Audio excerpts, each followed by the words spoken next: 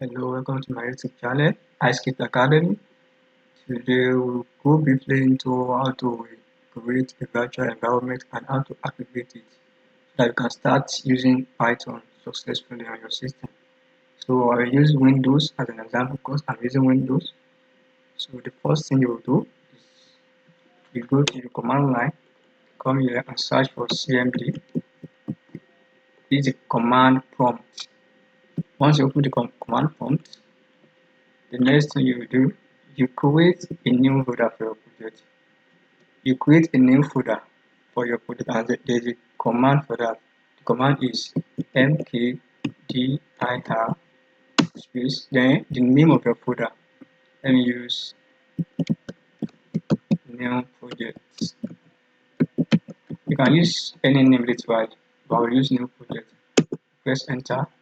Now you have created a new folder for your project. The next thing you will do is to navigate to that folder using this line of command cd, then the name of your new project, for your new folder, new project,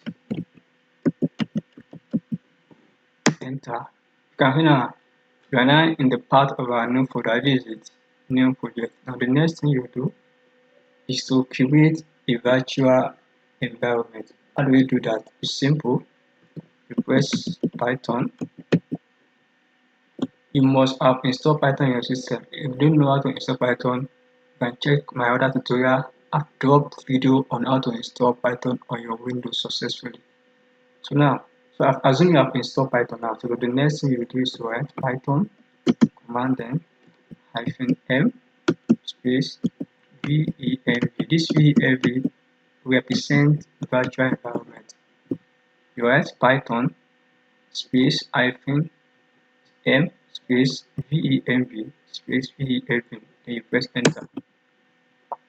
It will take some time for it to create, so just let's wait while it creates the virtual environment. I'm sure it won't take long.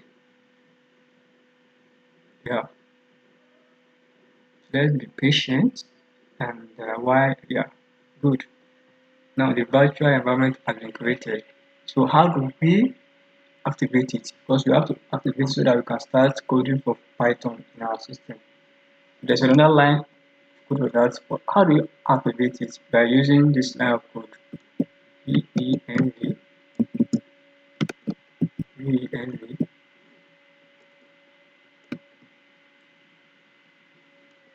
venv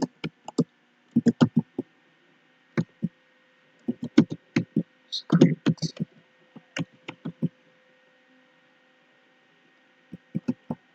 then activate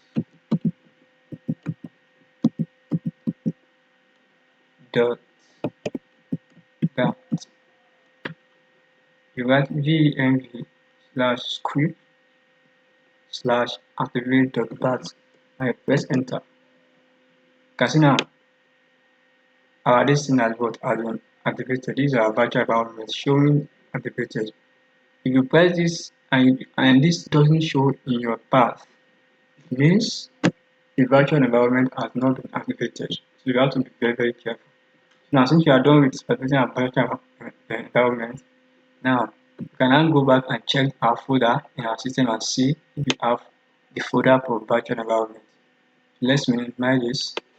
Let's go to our system. Let's go to our path, user, iScript, and let's look for the folder we created. What is the name again? New project. Yeah, this is it. You open it. Now you can now see you have a folder for virtual environment. So it has been activated. You can see now activate. So that's all for how to create a virtual environment and how to activate it.